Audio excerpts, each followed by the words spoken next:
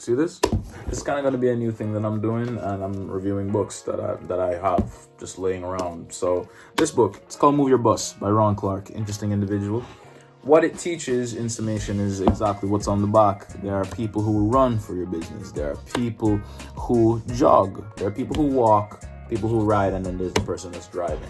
The person that's running, they're the people that are the go-getters. They're the people that are 100% on task, always ready to achieve something. The joggers are kind of the same, but it's a lot of personal development, you know? For example, a runner would be, I got to get this done. No question asked, go. And that's every single time, all the time, no question. A jogger is more so, I'm doing it. I'm doing the best I can. But how can I make this about me? With a walker, they're just getting along, They're just walking around. They're saying they're getting the bare minimum done. They're usually the type of people that you hear form cliques in the office or even in just regular social life. They go around, they talk as if they're achieving something or it's too hard or whatnot. It's those type of people. Then there are the riders. They don't care. They don't really care about how the organization is working. They don't care about how the business is running. They don't care about how it's going, whether it's good or bad. They just want to get their paycheck. They just want to chill for a bit and just do the bare minimum, even less than that, just to get along and then just head out, And then there's the drivers. The drivers are the people who steer the direction, the leaders in the organization. Reading this, I learned that there are many aspects in order to be an effective leader and in leading others.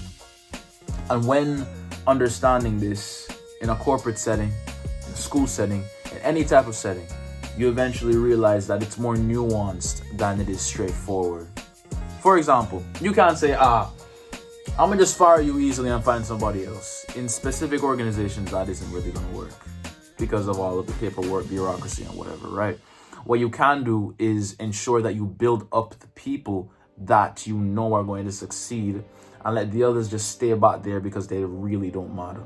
Make sure that you do not sacrifice exorbitant amount of time bringing in somebody who is lazy, because all they'll do is end up walking. And more than likely, it isn't really going to change the aspect or the trajectory of the organization as a whole. If you have a business, you see someone that is barely doing anything, you motivate them and spend much more time on them, eventually they'll get a bit of motivation and they'll end up walking. But a lot of it is on them. A lot of the improvements are on them. And if you're the person that is spending so much time with that person, you'll end up losing a lot of time focusing on the things that are truly important and that really matter. So, this book, it does give a lot of examples. I do think it kind of drags on a little bit when it comes to the examples, but it is a wealth of knowledge for somebody that's in the corporate world. Me, I wouldn't really say I probably wouldn't need it, but it's a valuable read. It's a valuable read so far. If you're just getting into something like business or even just thinking about it. For now, it's just a valuable read. I'm not well versed in it. I still have a lot of books that I gotta read, but this is one book. This is one book that I am pretty sure is gonna be valuable to someone. So if you want it, Move Your Bus by Ron Clark. Yeah, nice.